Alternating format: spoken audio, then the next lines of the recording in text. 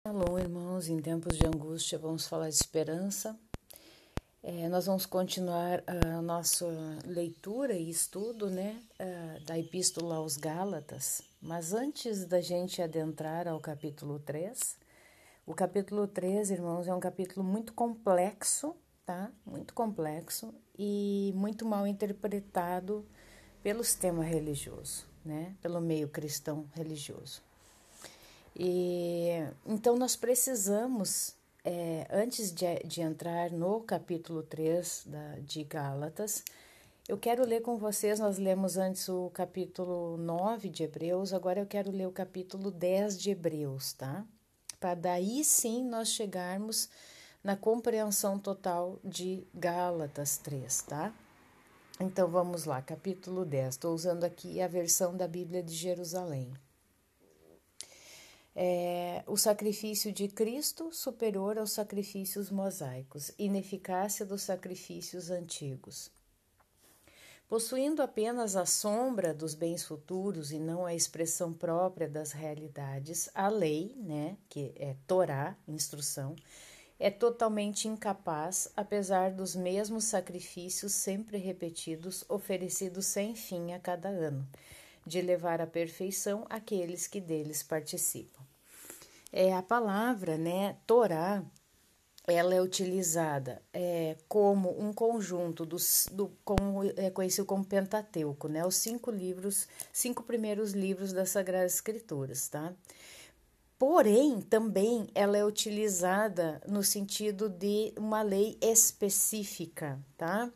Por exemplo, a Torá dos sacrifícios, Ela é uma Torá específica dos sacrifícios.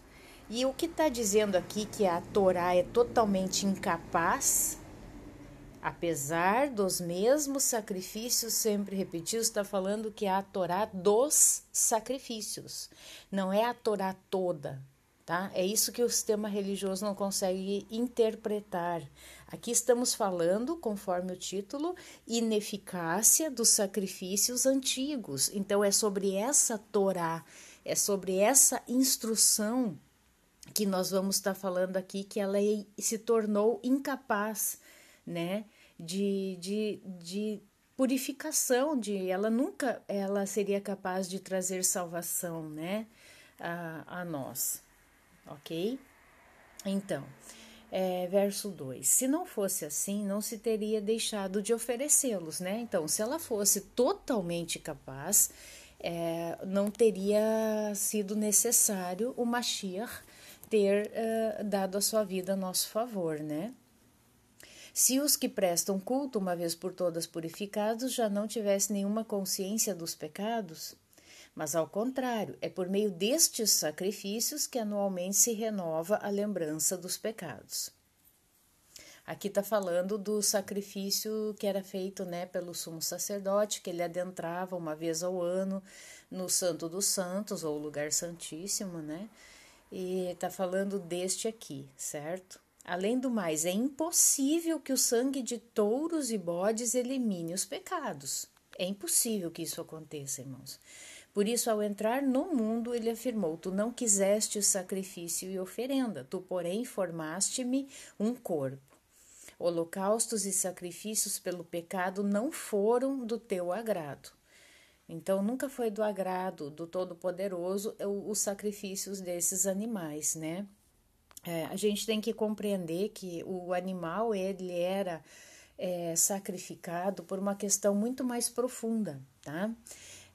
Nós sabemos que os espíritos que caíram, chamados de demônios, eles se alimentam de energia, se alimentam da energia principalmente do sangue humano, ou do sangue de animais, tá? Do sangue em si, ok?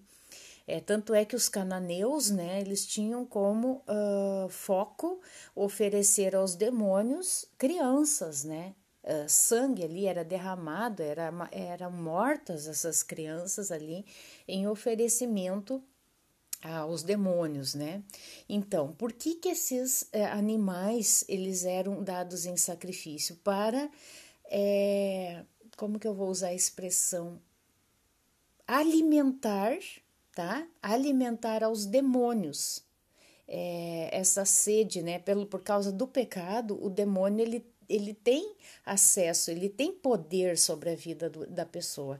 Então, para aplacar, essa é a palavra, aplacar a fúria dos demônios, eles eram oferecidos estes animais para matar a fome e sede deles, né? Para que eles se saciassem, fossem alimentados com essa energia, né? Que vem através do sangue. Então, os animais nunca foram uma forma de sacrifício diretamente ao Todo-Poderoso. Tinha sacrifícios, aqui eu estou falando dos sacrifícios pelo pecado, tem uma diferença, ok?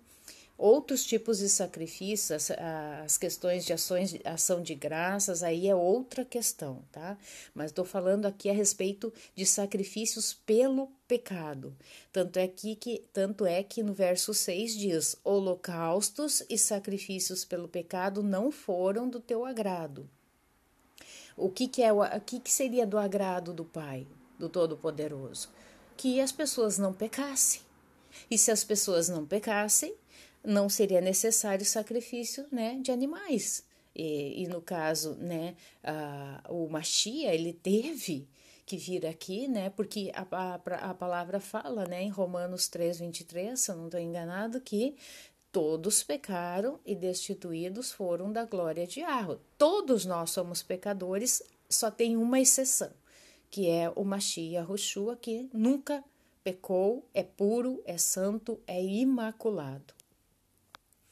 Verso 8, assim ele declara primeiramente: sacrifícios, oferendas, holocaustos, sacrifícios pelo pecado, tu não os quiseste e não te agradaram. Trata-se, notemo-lo bem, de oferendas prescritas pela Torá.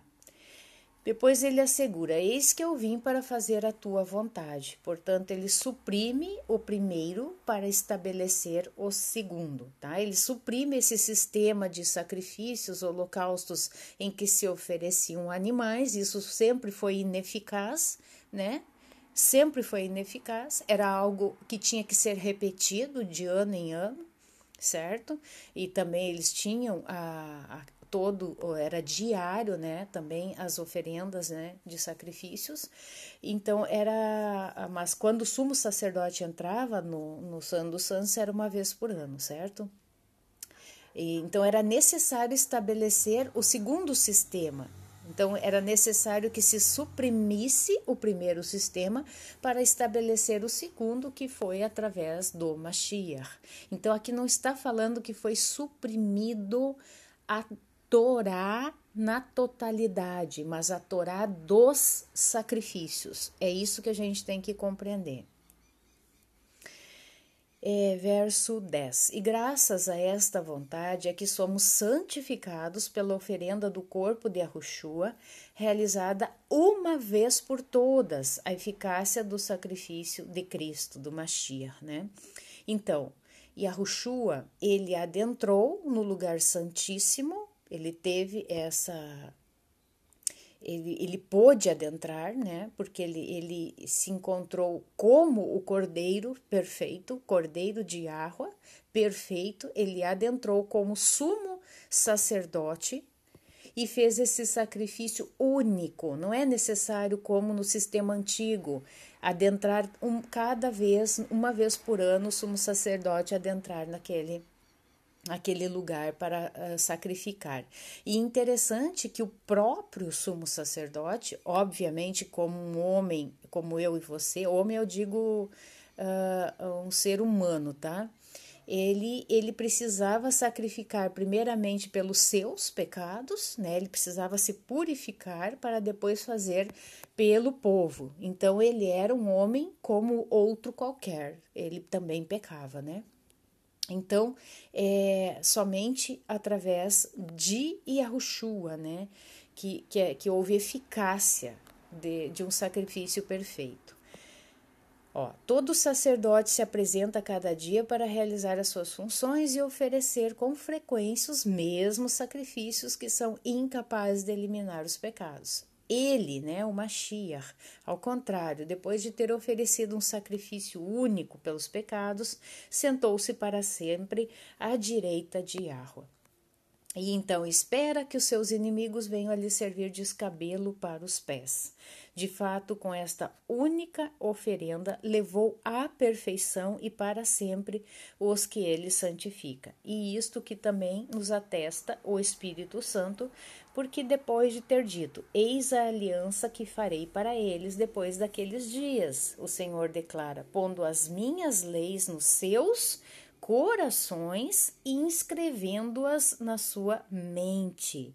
Não me lembrarei mais dos seus pecados, nem das suas iniquidades. Ora, onde existe a remissão dos pecados, já não se faz oferenda por eles. Tá? Então, eu acho que ficou bem claro, né, neste livro de Hebreus. Tanto é verdade, irmãos, que os irmãos judeus, né, eles ainda, né, eles esperam por um Mashiach, certo? Eles não aceitam a Yahushua.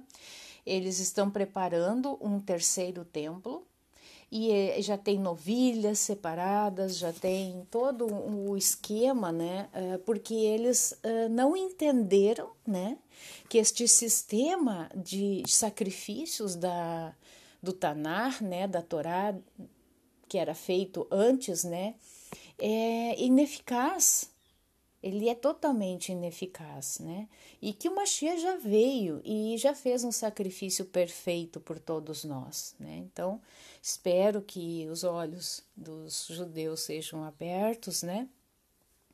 E compreendam essa verdade, irmãos.